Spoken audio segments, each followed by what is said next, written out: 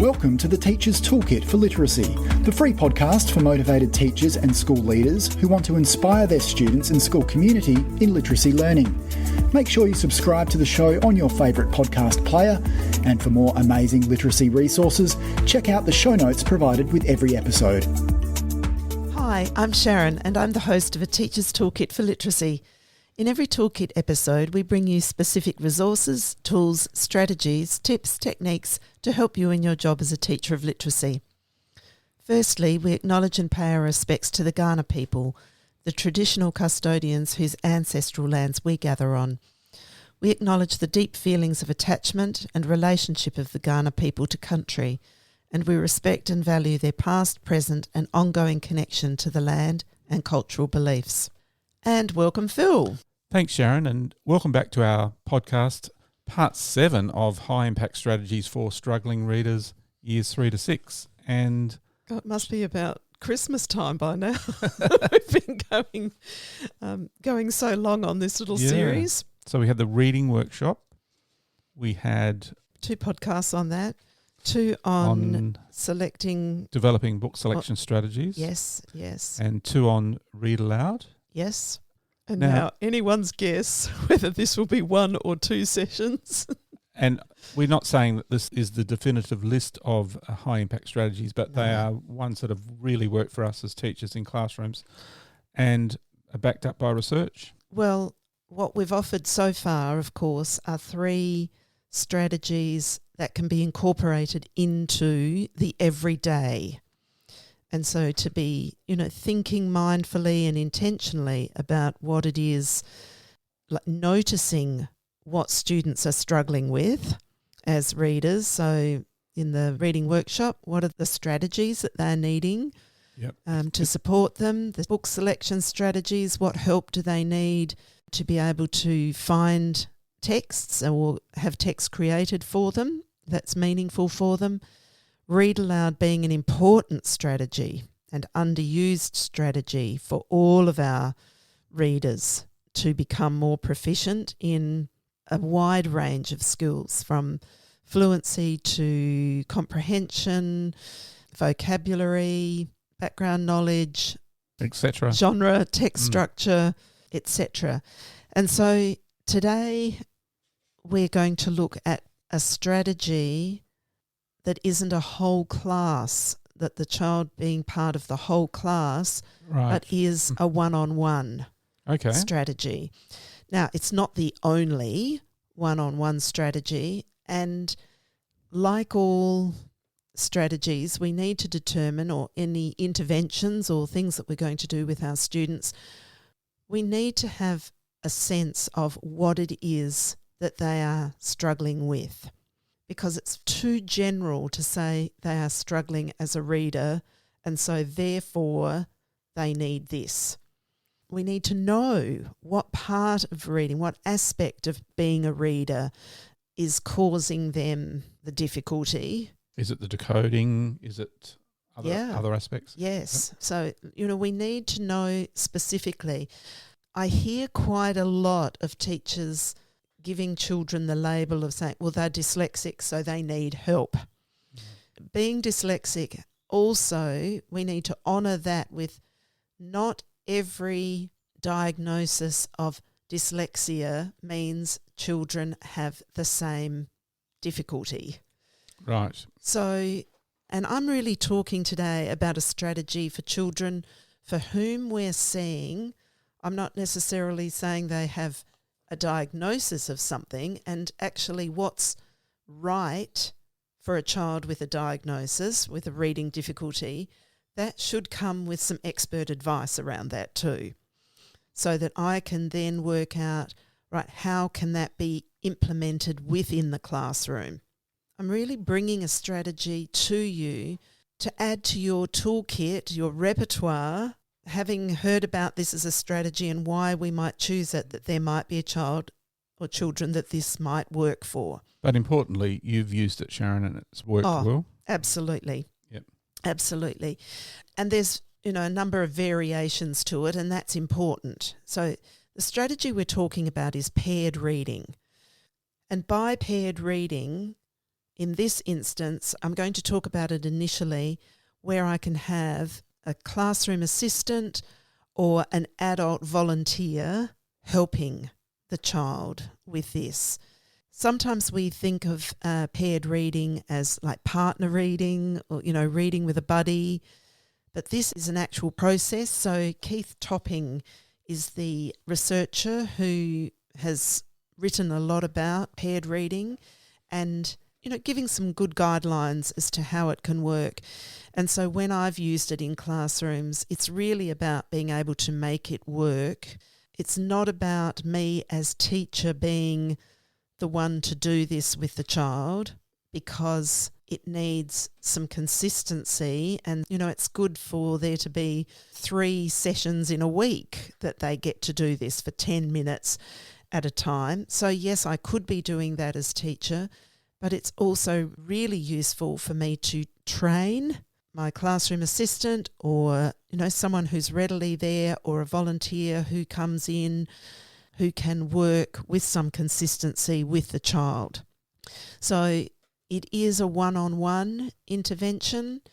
It can be modified to work with a peer or an older student maybe, but I'm talking about this being a strategy for year 3 to 6.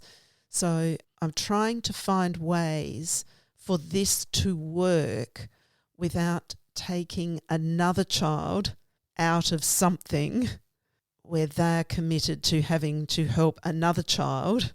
So there's nothing wrong with having children help each other, but in this as a bit of a process, we're wanting children to have some, I'm not going to say disadvantaging, but I don't want another child having to be committed to be doing this process for another child, maybe to the detriment of their own ongoing learning. All right, so paired reading, and this is really about adults doing the supporting. Yeah. So when we find students who are struggling with texts that are difficult, and this gets back to, like finding the previous podcast about finding appropriate books for children to be reading. We want children matched to books, with 97+% accuracy at the word level. Here we can work with children with books that are at an instructional level. So that means that it's at around 95%.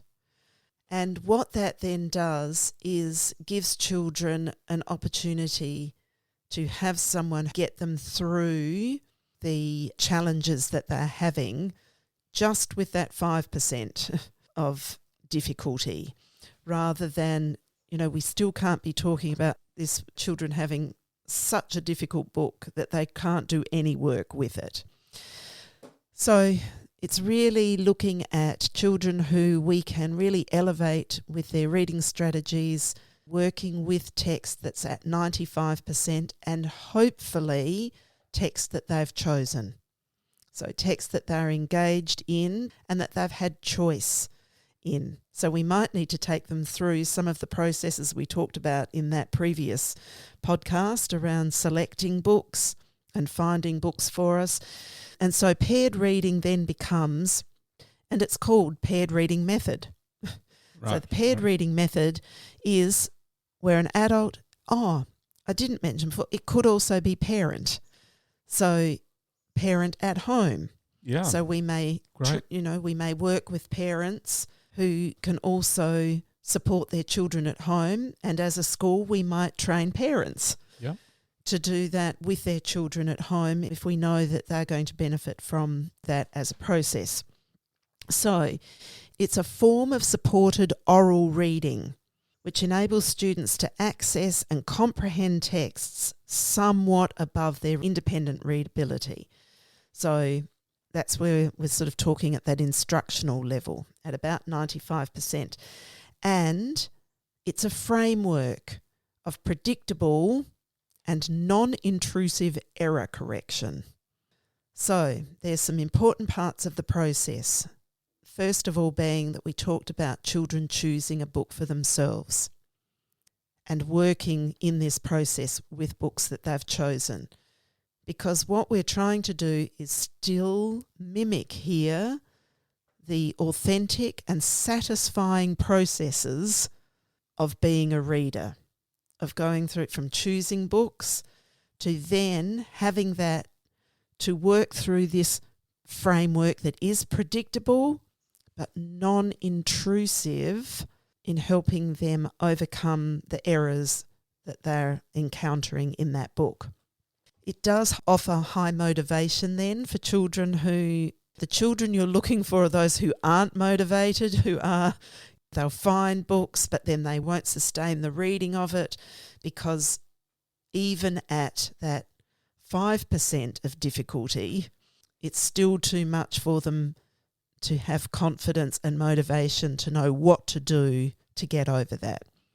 Or children who are reading word by word, they're good children that this strategy will work for. Or for children who, just find it very difficult to get motivated and are actually at a bit of a loss due to their confidence of what they're doing as a reader. So if you Google Keith J. Topping, and we can link to that, he's got an article called Paired Reading and Other Related Methods for Improving Fluency, and that's where the paired reading really sits.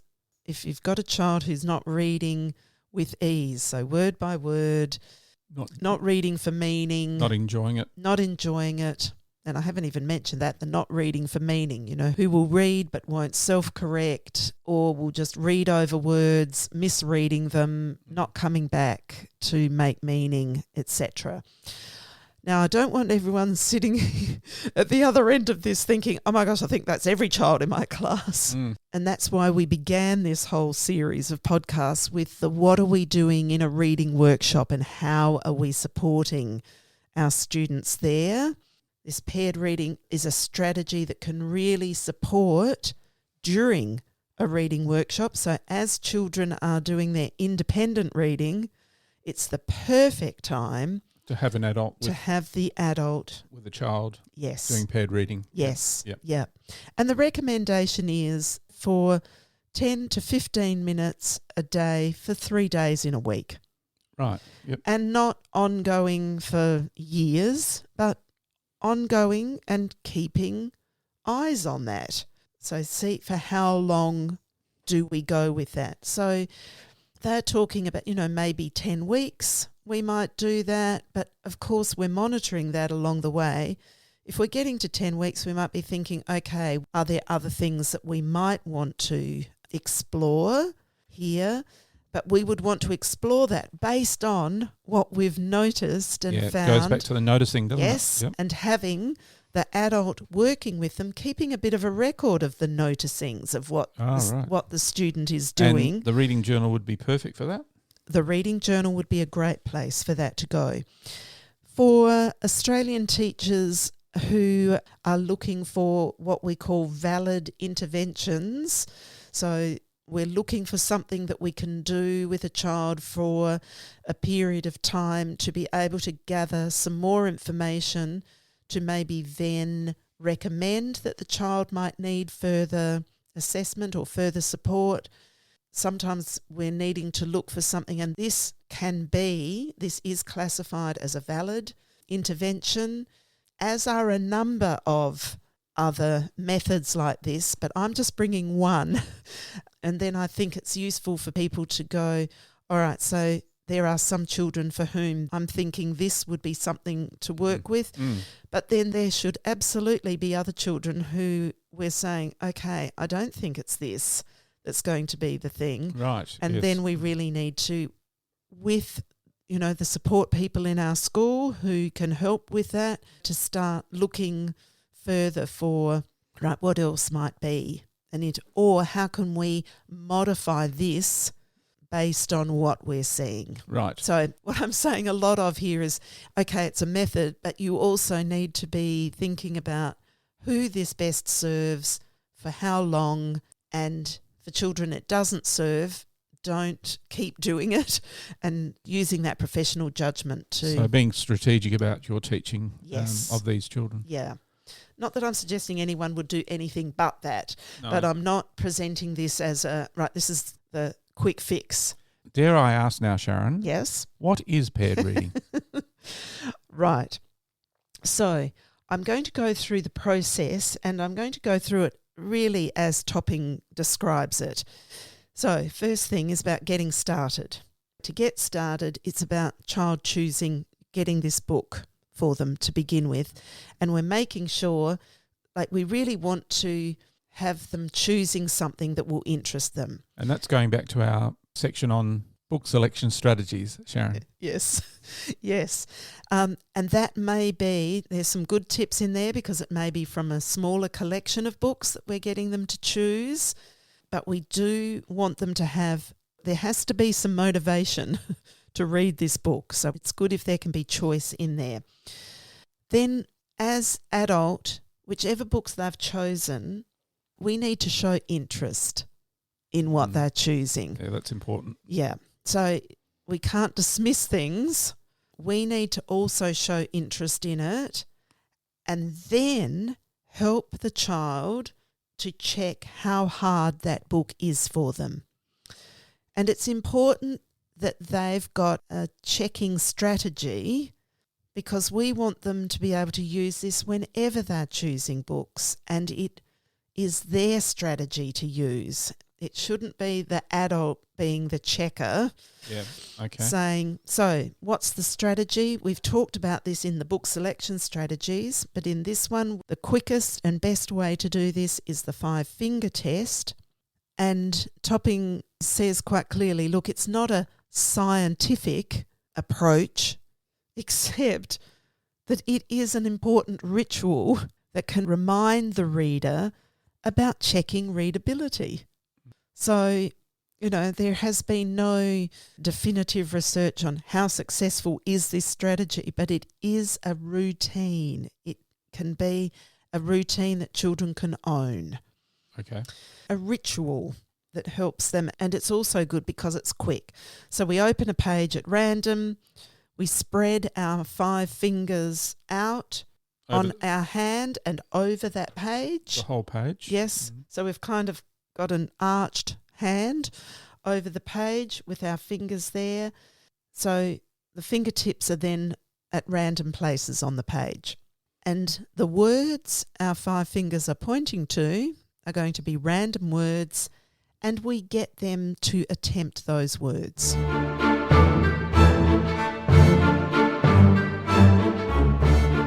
Hi everyone, just a little Teachific promotion here. We encourage you to become a member and access thousands of quality literacy resources through teachific.com.au. These have been developed from real work in Australian classrooms. We also have a growing number of online courses with expert presenters to guide you in the how-to of great teaching and learning. Bye for now.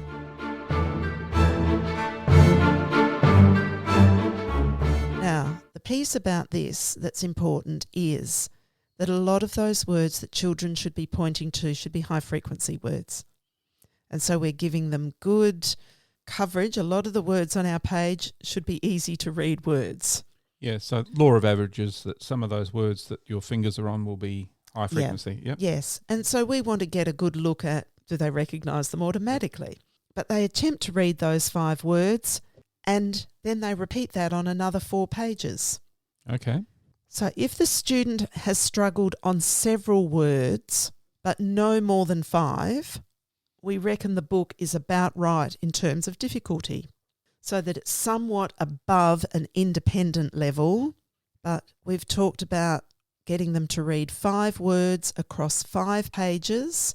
So we're saying 5 out of 25 words, we're at not at an independent level, but we don't want it any greater than that. All right? So we want it at that. What percentage is that? We're now talking about a 20%. So that's quite high, isn't it? It's a 20% of the words that they read to us they might not be able to read. So we don't want it to be any higher than 5 words that they couldn't recognise there. And to be honest, it's like any child, when doing a test like that, if they can't read a lot of those words, how could they possibly think that they are going to be able to read that book? because a lot of teachers tell me they want to borrow books that are too big and too hard for them. Well, let's check on that before they borrow. Otherwise, all they're doing is reinforcing that they can't read. So this 5-finger test is quite quick. That's the point of it. So if you've got a number of kids you're trying to check, you could use this one. Yes. So that's the getting started. They need the book. Now, I'm just going to talk through some of the practicalities and then go through the routine. So we've already said 3 times a week for 10 to 15 minutes. That timing also gives a good pitch to the fact that an adult working with a child may get to 2 children during the independent reading time. So if 10 minutes each, that's 2 children in that time that will have had that opportunity. I think that's what makes it such a good strategy, is that it's not just one child with one adult during that time. Of course, if I've got more than one adult in the room supporting, then I've got more children who are going to get that support. You find the quietest place you can and you sit side by side so that both of you can see the book. You talk about the book and just talk about the book together before you start, while you're reading, and at the end. So that talk is good for, we're not just reading this to decode it, we're reading it because it's a book that we're going to learn something from, that we're going to engage with. And gain meaning from it. And we talk to make sure that the student understands. Now, in the process, if a student says a word wrong, the adult waits for them to put it right, and we wait up to 5 seconds. So we're not jumping in. In fact, Topping's earlier research said wait 3 seconds. Well, in the last 10 years or so, he's revised that to say make it 5 seconds. Let's not jump in too quickly, because we want children to actually be thinking about, what am I going to do to try and solve that? Yep. So if they don't solve the word after 5 seconds, then the adult says it straight away and the student repeats it correctly. Adults should praise for good reading of hard words or longer sections, and praise very often in different words, and smile and sound as if you mean it. I just love that as that response that they're getting. They're getting the positive feedback to what they are doing well. Yep. And what they are doing well includes the problems they are solving. Yep. And All right. so the praise is really specific to the success they're having. Yes. Very specific praise, which is yes. the best sort of praise, isn't it? Yeah. And I really love this as the outline. That is, it's an easy train. If I'm working with adults, to train them to do this, we can link in the show notes, we can link to the resource that we've got for that an adult can have that little reminder of, okay, what am I doing in regards to praise? What am I doing when they come to a word and they don't know it? What's the process? So it's all very regular and very routine to it. Now, what is the routine? Here we go. So we're sitting side by side and we start reading the book together, both voices. So adult and student are reading the book. So that's the paired reading. In unison. In unison. We read at the student's speed, but if they are a word-by-word reader, we're going to try and pick that up a little bit so that it isn't a laboured word-by-word. So we're going to try, even though we talk about student speed, we're really trying to nudge that keep it at what we would call an appropriate pace for us to be able to gain meaning from what we're reading. So we read at their speed. We are, by doing that, modelling good reading. So we shouldn't be doing word-by-word reading. We should be modelling good reading, good fluent reading. As you read together, you are reading every word and you're only pointing to words if it's needed. Right? So if you're finding that the child is finding it difficult to keep up with you and you think, wow, maybe they're tracking of words, they're not doing that, then you might point. So you would point to the words as you read and see if that makes a difference. So the pointing actually could help. It could help, but Yep. we don't begin with it. No. But if we notice that it's, reading that is, very word by word, and by pointing, okay, we pick up the pace and that's helping. Right. Now, before we read, we actually have an agreed upon signal with the child for when they're going to let us know that they want us to stop reading, they want our voice to stop, and they're going to continue the reading themselves. Oh, that's nice. So the agreed upon signal, Topping mentions a few. It might be because we're sitting side by side, the student might nudge us, or they might tap the table, or they might just raise a finger, but you agree upon a signal that doesn't interrupt the reading.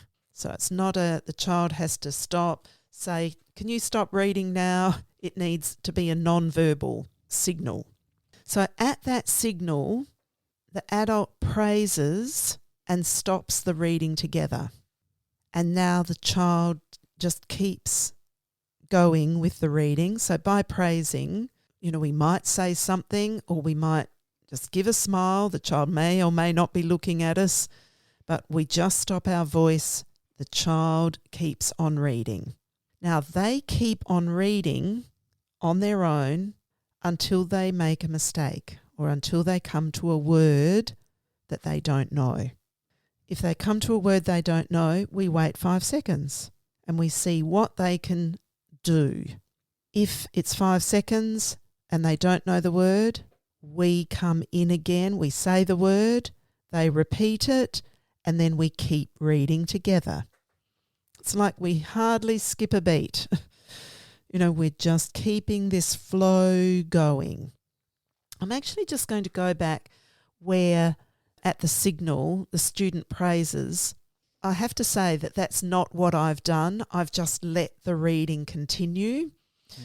And so this is where I've already, in my practice, I've adjusted and adapted. Adapted it, yeah. Yes. And you've got to do that, don't you?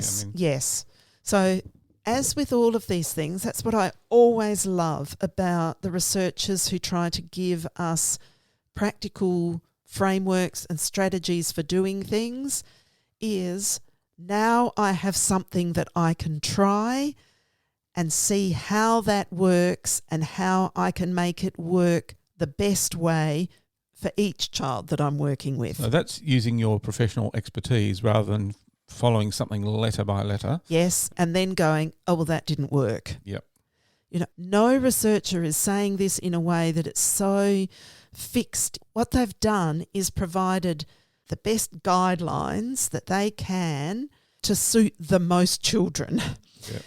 But we as the teacher or as the adult supporting children in this way are then saying, do you know what? Yes, this child, they are going to need some praise to begin with. Yeah.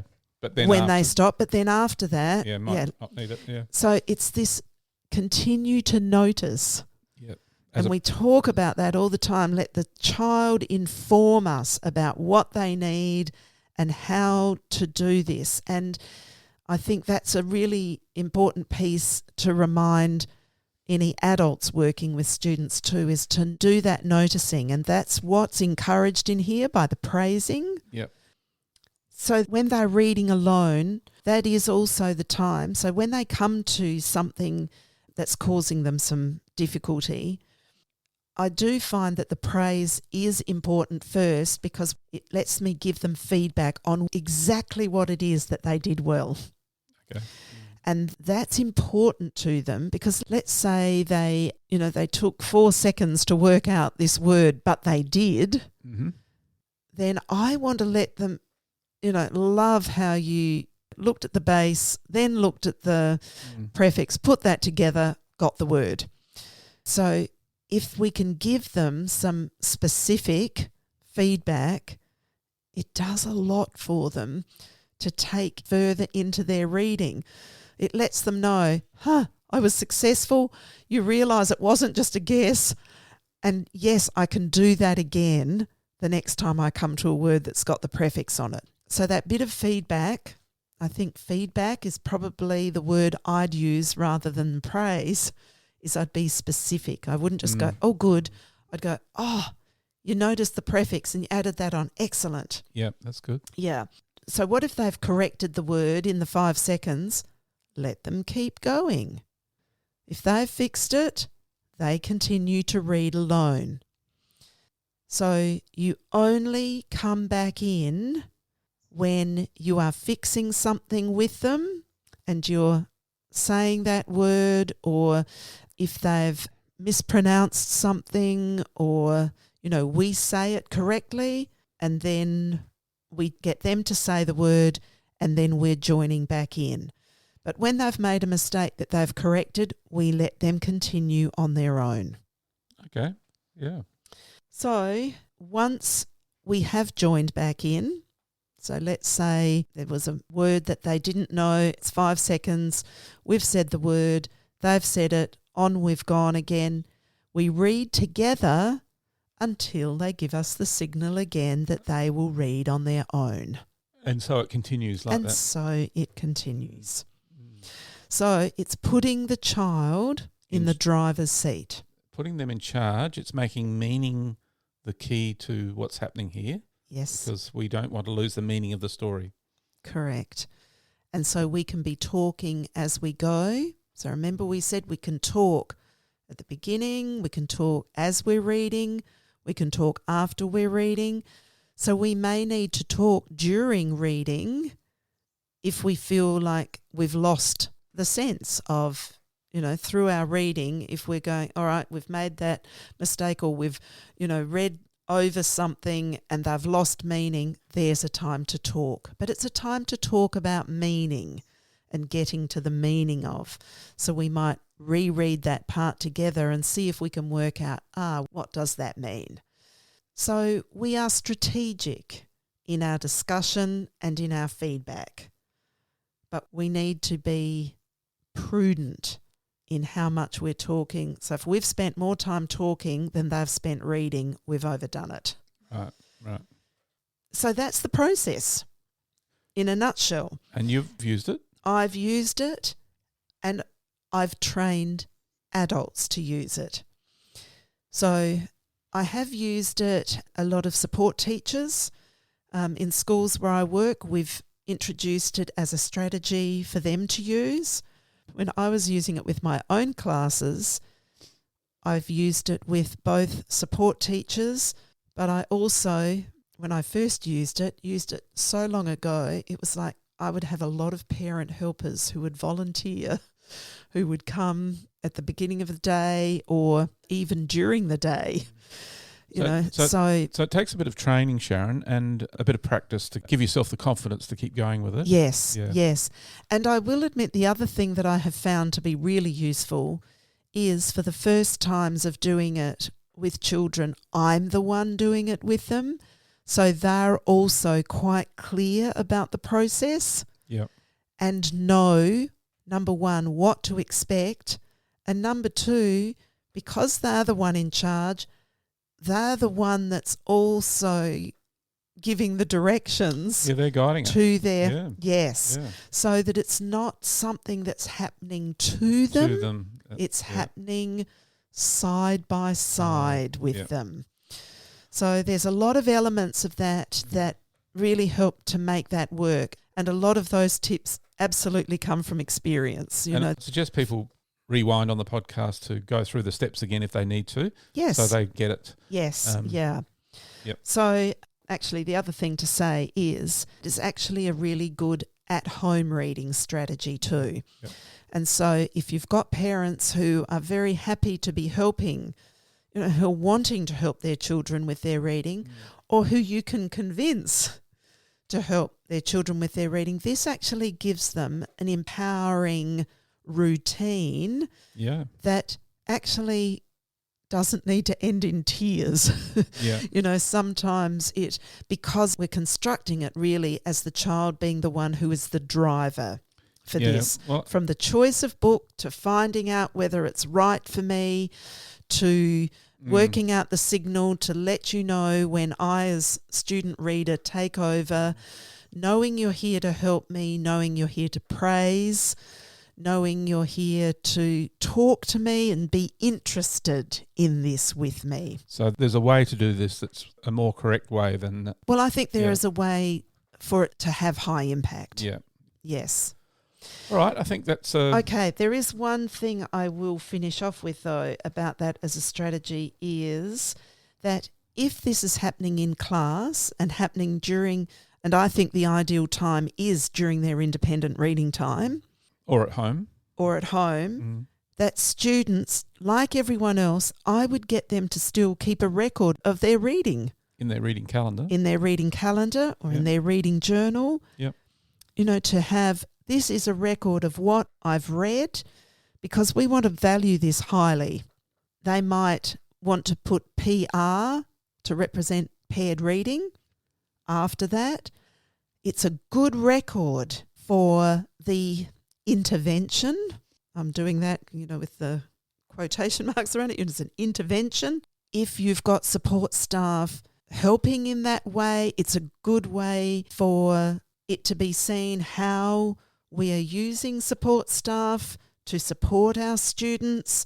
It's a great record for child and parents to see that extra little bit of support that they're getting in a more formal, structured, but within the class time way. And whilst they're doing that authentic and purposeful and satisfying reading with text that they've chosen. I love the way all these things work together. The reading workshop, the book selection strategies, the read aloud, the paired reading, all help each other. They support each other and they support the children beautifully. Yeah, and really none of them can live without the other.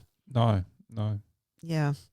So hopefully some connected ideas and thoughts and strategies and possibilities there to really elevate, uplift, grow students who you are finding to be struggling in some aspect of reading, and to give you maybe some more clarity around, you know, really noticing what aspect of reading are they having difficulty with, and that it isn't just decoding that becomes their focus. sticking point. You know, that we've got other things at play here that are critical for good reading development. And we've listed those before. Yes, yeah. So We could. I reckon that's a wrap. Thanks for listening to the podcast. To make sure you don't miss any literacy learning tips and insights, please subscribe to our show on your favourite podcast player. At Q Learning, our literacy specialists draw on over 30 years of teaching and international consulting experience to deliver world-class learning solutions. We equip, empower and support teachers to become their authentic selves. To find out about upcoming webinars and about how Q can help you and your school, visit qlearning.com.au. And you can get even more amazing teaching resources right now at teachific.com.au. Stay tuned.